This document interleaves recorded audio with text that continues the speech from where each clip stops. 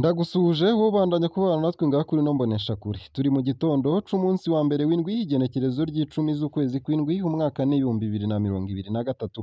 Ndaguhaye kaze, nonyemerere muhe mwaramutse neza cange mwiriwe neza bivanye naho uherereye. Wowe udukurikira uri mu gihugu c'u Burundi, nonyemerere muhe mwaramutse neza, ndetse nawe udukurikira kurya imbibe z'igihugu c'u Burundi mu bihugu bibanyi nk'igihugu ca Tanzania, igihugu ca Kenya, igihugu c'Ubuganda, igihugu ca Repubulika Iharanira Rusange ya Kongo, igihugu c'Ubuganda n'igihugu c'u Rwanda. Mwese ndabakengurukiye cane muri ano makuru. Utegerezwa gusa gufyonda sabone canke subscribe nawe utaravyondako kugira tubandanye tubana nawe ngaha kuri ino mboneshakure nyene ikugezako amakuru yose, inkuru zose, kumwe n'ibiganiro bigezweko biriko biravurwa mu bisata bitandukanye, hoba mu gisata ca politike, mu gisata c'inkino, mu gisata c'agateka ka zina muntu, mu gisata c'indero, mu gisata c'uburimyi n'ubworozi, kumwe n'ibindi vyose biriko biravurwa cane mu gihugu c'u Burundi ndetse no hakurya y'imbibe z'igihugu c'u Burundi mu yandi makungu. Iyo wafyonze sabone, amakuru yose, inkuru zose n'ibiganiro biragushikira kandi bikagushikako mu ba mbere, nawe nyene ukabimenyera ku gihe. Mu ntara ya Cibitoke, abanyororo hafi 180 bari mu gasho k'igipolisi. Abantu 178 barapfungiwe mu gasho ka komisariya y'igipolisi c'intara ya Cibitoke mu buraruko bushira uburengero bw'Uburundi, katarenze imetero 8 kuri zine. Abenshi muri abo bapfungwa bagirizwa ivyaha bito bito nk'ubusuma bwo mu mirima ndetse no mu mazu. Abaharanira agateka ka zina muntu barababazwa n'uburyo abo bantu bapfunzwemwo. Ako gasho kubatswe na CICR, Comité International de la Croix Rouge, kakaba gafise ubushobozi bwo kwakira abantu batarenga 25. Kubw'amasoko atandukanye, abantu bapfungiweyo babayeho nabi. Harabuze ubuzu bwa surwumwe kamwe gusa niko gakoreshwa na bose. Uko akaba ariko isoko mu gipolisi rivuga. Abapfungwa barakurakuranwa mu kuryama, benshi muri bo barara bahagaze, abandi bakaryama hasi. Inkurikizi ni nk'indwara zifatiye ku gufungura nabi kuri abo bapfungwa babura ivyo bafungura kubera ubwinshi bwabo. Nk'uko umumenyeshamakuru wacu yavyiboneye, ubwinshi bw'abapfungwa buva ku mvo nyinshi. Niko gasho konyene intara ifise gafungirwamwo abapfungwa bose bavuye mu makomine 6 y'intara ya Cibitoke. Rimwe mu masoko mu gipolisi rikaba ribona ko ibintu bitoroshe, hamenyesha kandi ko igitigiri kinini c'abasuma bacika kw'icumu baca bazanwa muri ako gasho hadakurikijwe amategeko. Iyindi mvo ntisanzwe nayo nyene, kubw'umucamanza twasanze aho nyene, ijanye n'ukwikwega hamwe n'ukuntu imanza ziba ndende. Uwo munyamategeko hatanga akarorero ka bamwe mu bapfungwa baburanishijwe bakanacirirwa imanza ariko bamaze hagati y'amezi 3 n'6 muri ako gasho, mu gihe bategerezwa kuba bararungitswe mw'ibohero rikuru rya Mpimba, aho ni mu gisagara c'ubutunzi Bujumbura. Ibi birababaza abaharanira agateka ka zina muntu. Umwe muri bo akaba yaramenyesheje ko gupfunga abantu bitegerezwa kubaha n'imiburiburi agateka ka zina muntu. Asaba umushikiranganji w'ubutungane gutorera umuti ico kibazo gisa n'ikiriko kiramara umwanya muremure, gutyo agateka k'umupfungwa kakaba kariko karahonyangwa. Umushikirizamanza arongoye parake ikukira sentare nkuru ya Cibitoke akaba amenyesha ko ubukene bw'imodokari yo kunguruza abapfungwa bajanwa i Bujumbura ariyo ntandaro y'ubwo bwinshi bw'ibitigiri muri ako gasho. Asaba amashirahamwe akorera mu gisata c'agateka k'abanyororo hamwe n'abandi bafasha igihugu gufasha mu kunguruza abo bapfungwa. Kubw'ivyo avuga, ingingo zama zafashwe mu ntumbero yo kugabanya ivyo bitigiri ariko nta gihinduka. Buramatari wa Cibitoke tumubajije kuri ibi akaba avuga ko ategekanya kugirisha inama abarongoye igisata c'ubutungane n'igipolisi mu ntumbero yo gutora umuti mwiza kuri iyo ngorane. Nayo mu bindi kandi nuko mu ntara ya Bujumbura ubu mu Mirango hariho amabombo y'amazi hava mu kuzimu.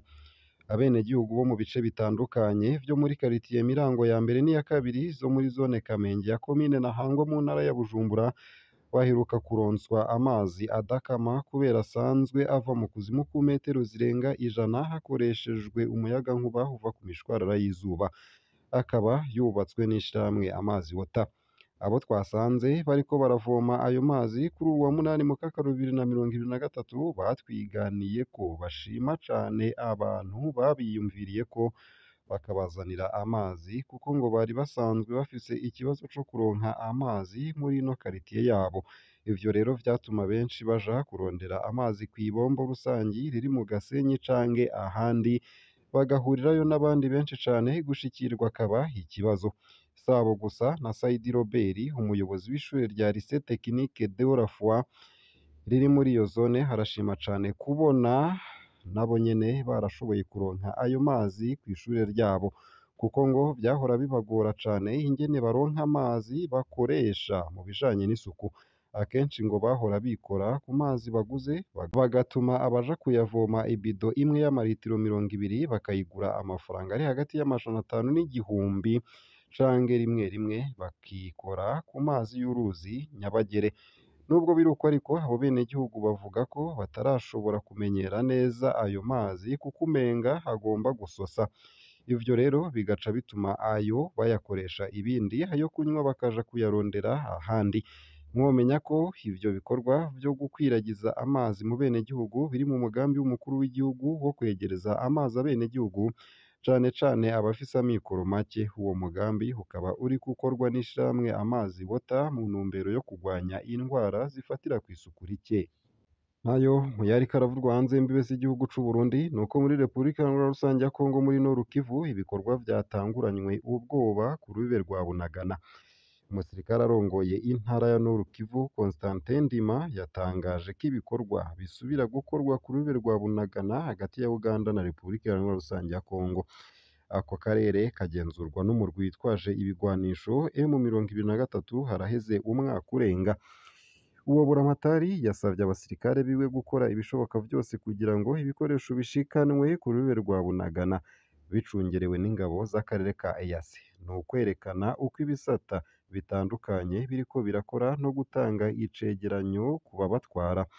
Agira ico ashikirije kuri iyo ngingo, Wiringoma umuvugizi wa M23 abona ko iyo ngingo y'uwurongoye Nord Kivu ari agasotoro.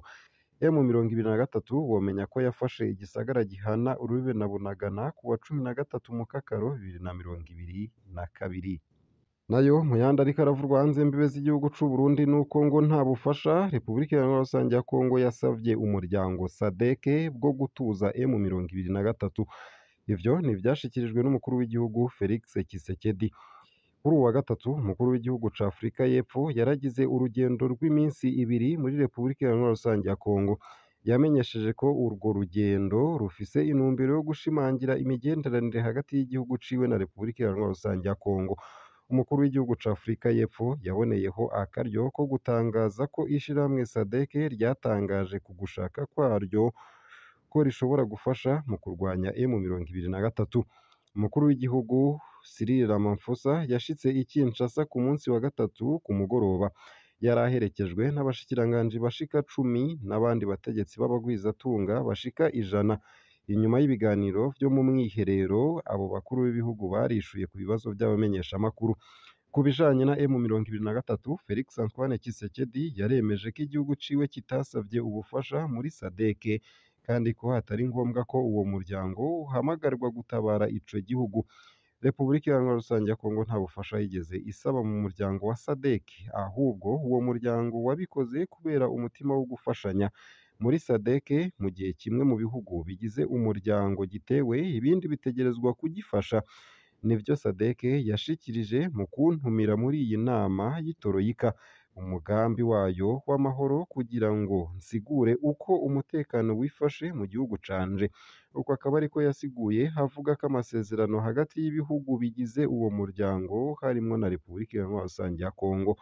Nubwo biri uko ariko, kugira ngo ingabo za SADC zize muri Repubulika Iharanira Rusangi ya Kongo, habanza kubaho ibiganiro n'ingabo za EAC zamaze gushika ku butaka bwa Kongo. Uko akaba ariko yasiguye, akanatomora ati SADC rero irarindiriye kandi yiteguriye gufasha Repubulika Iharanira Rusangi ya Kongo iyitabare umwanya n'umwanya. Muri urwo rugendo, Repubulika Iharanira Rusangi ya Kongo na Afurika y'Epfo vyategerezwa gusinyiranira amasezerano menshi. Ayo azoba ajanye no gucukura ubutare mu ntumbero yo gukorana mu bikorwa vyo kwimba ubutare bwa mbere, hamwe no ku buzi mu ntumbero yo gukarihiriza ubwenge abategetsi mu vy'ubuhinga muri Repubulika Iharanira Rusangi ya Kongo. M23 womenya ko ari umurwi wa kera w'abaroberi wasubiriye gufata ibigwanisho mu mpera za 2021, wagiriza leta ya Kongo kutubahiriza ivyo yiyemeje mu kwinjiza abagwanyi bayo mu nzego.